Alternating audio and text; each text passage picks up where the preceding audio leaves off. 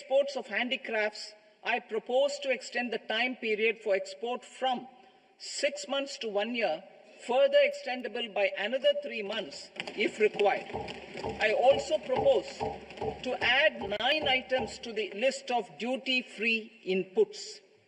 Leather sector.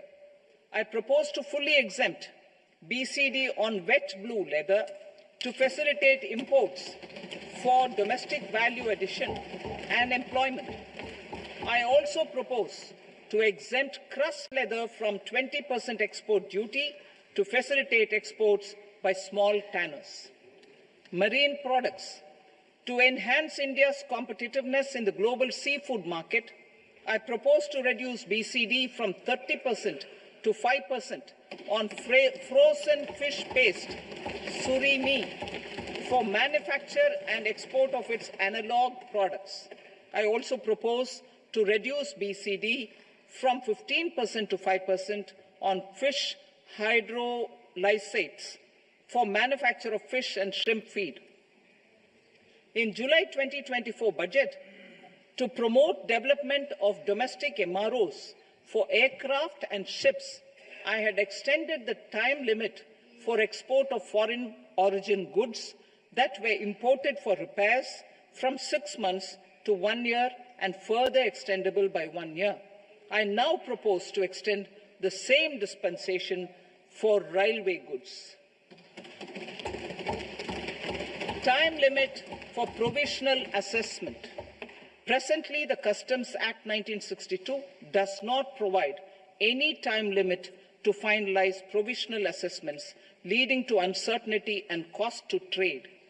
As a measure of promoting ease of doing business, I propose to fix a time limit of 2 years, extendable by a year, for finalizing the provisional assessment. I propose to introduce a new provision that will enable importers or exporters, after clearance of goods, to voluntarily declare material facts and pay duty with interest but without penalty. This will incentivize voluntary compliance. However, this will not apply in cases where department has already initiated audit or investigation proceedings. For industry to better plan their imports, I propose to extend the time limit for the end use of imported inputs in the relevant rules from 6 months to 1 year. This will provide operational flexibility in view of cost and uncertainty of supply.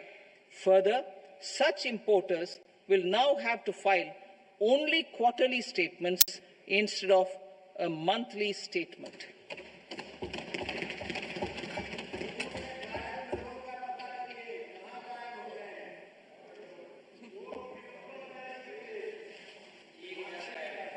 I now come to my direct tax proposals.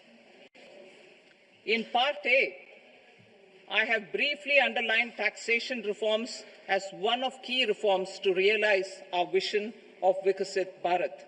In respect of criminal law, our government had earlier ushered in Bharatiya Nyaya Sanhita, replacing Bharatiya Danda Sanhita.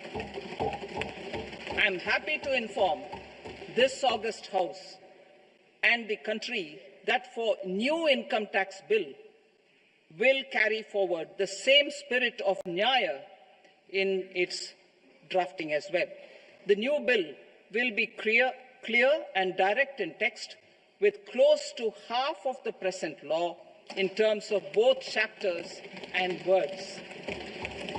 It will be simple to understand for taxpayers and tax administrators, leading to tax certainty and reduced litigation. Reforms, however, are not a destination. They are means to achieve good governance for our people and economy. Providing good governance primarily involves being responsive. The Tirukural captures this in verse 542, which reads, "Vaanokki vaazhum ulagallam, mannavan kol nokki vaazhum kudi," meaning, just as the living beings live expecting rains, citizens live expecting good governance. Our government is committed to keeping an ear to the ground and a finger on the pulse and responding while balancing our national building efforts. While balancing our nation building efforts, the following measures will detail just how our government will, under the guidance of PM Modi, has taken steps to understand and address. I repeat that sentence, sir. The following measures will detail just how our government, under the guidance of PM Modi, has taken steps to understand and address the needs voiced by our citizens. My tax proposals are guided by this spirit. The objectives of my proposals are as follows. Personal income tax reforms with special focus on middle class. Rationalization of TDS and TCS for easing difficulties. Encouraging voluntary compliance. Reducing compliance burden. Ease of doing business, employment and investment. I will come to my proposal on personal income tax towards the end. TDS and TCS, rationalization for easing difficulties. I propose to rationalize tax deduction at source, TDS, by reducing the number of rates and thresholds above which TDS is deducted. Further, threshold amounts for tax deduction will be increased for better clarity and uniformity. The limit for tax deduction on interest for senior citizens is being doubled from the present 50,000 rupees to 1 lakh rupees. Similarly, the annual limit of 2.40 lakh rupees for TDS on rent is being increased to 6 lakh rupees. This will reduce the number of transactions liable to TDS, thus benefiting small taxpayers receiving small payments. The threshold to collect tax at source, the TCS, on remittances under RBI's liberalized remittance scheme, the LRS, is proposed to be increased from 7 lakh to 10 lakhs. I also propose to remove TCS on remittances for education purposes, where such remittances is out of a loan taken from a specified financial institution. Both TDS and TCS are being applied on any transaction related to sale of goods. To prevent such compliance difficulties, I propose to omit the TCS. I also propose that the provisions of the higher TDS deduction will now apply only in non-PAN cases. In July 2024, the delay for payment of TDS up to the due date of filing statement was decriminalized. I propose to provide the same relaxation to TCS provisions as well. The government under the leadership of Prime Minister Modi believes in Sabka Saath, Sabka Vikas, Sabka Vishwas and Sabka Prayas. In line with this, we brought in updated return facility in 2022 for voluntary compliance by taxpayers who had omitted to report their correct income. Our trust in taxpayers was proved right. Nearly 90 lakh taxpayers voluntarily updated their incomes by paying additional tax. Taking this trust further, I now propose to extend the time limit to file updated returns for any assessment year from the current limit of 2 years to 4 years. I propose to reduce the compliance burden for small charitable trusts and institutions by increasing their period of registration from 5 years to 10 years. It is also proposed that disproportionate consequences do not arise for minor defaults, such as incomplete applications filed by charitable entities.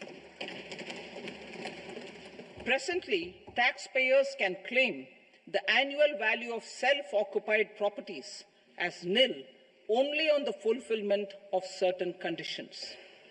Considering the difficulties faced by taxpayers, it is proposed to allow the benefit of 2 such self-occupied properties without any condition. To streamline the process of transfer pricing and to provide an alternative to yearly examination, I propose to introduce a scheme for determining arm's length price of international transaction for a block period of 3 years. This will be in line with global best practices. With a view to reduce litigation and provide certainty in international taxation, the scope of safe harbor rules is being expanded. A number of senior and very senior citizens have very old national savings schemes accounts. As interest is no longer payable on such accounts, I propose to exempt withdrawals made from NSS by individuals on or after 29th August 2024. I am also proposing to allow similar treatment to NPS Vatsalya accounts as is available to normal NPS accounts subject to overall limits. In my speech in July 2024, I had promised that all processes, including giving effect to appellate orders, shall be digitalized and made paperless over the next 2 years. So I'm happy to announce that digitalization is being made operational now. In July 2024, we brought in the Vivad Se Vishwas scheme to resolve income tax disputes pending in appeal.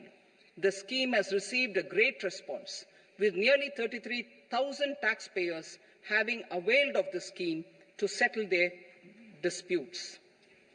I have a few proposals to promote investment and employment. It is proposed to provide a presumptive taxation regime for non-residents who provide services to a resident company that is establishing or operating an electronics manufacturing facility. I further propose to introduce a safe harbor for tax certainty for non-residents who store components for supply to specified electronics manufacturing units.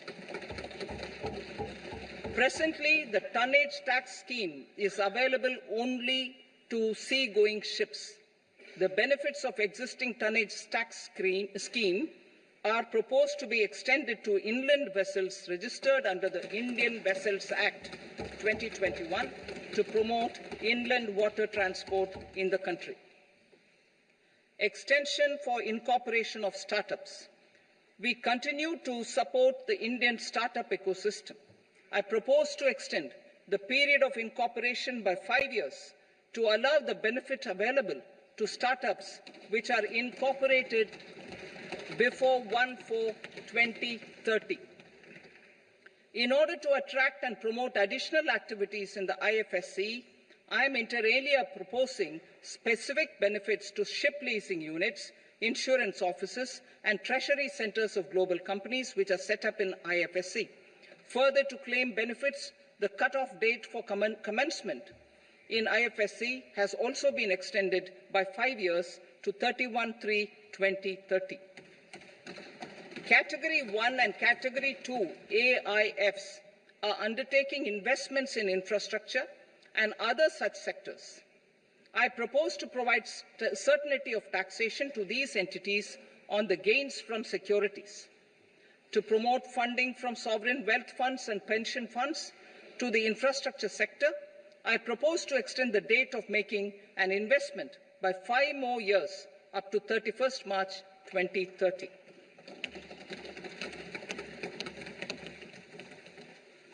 Personal income tax reforms with special focus on middle class. Democracy, demography, and demand are the key support pillars in our journey towards Vikasit Bharat. The middle class provides strength for India's growth. This government, under the leadership of Prime Minister Modi, has always believed in the admirable energy and ability of the middle class in nation building. In recognition of their contribution,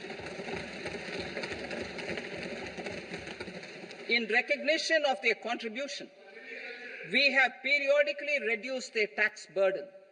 Right after 2014, the nil tax slab was raised to 2.5 lakhs of rupees, which was further raised to 5 lakh rupees in 2019 and to 7 lakh rupees in 2023. This is reflective of our government's trust on the middle class taxpayers. I am now happy to announce that there will be no income tax payable up to income of 12 lakh rupees.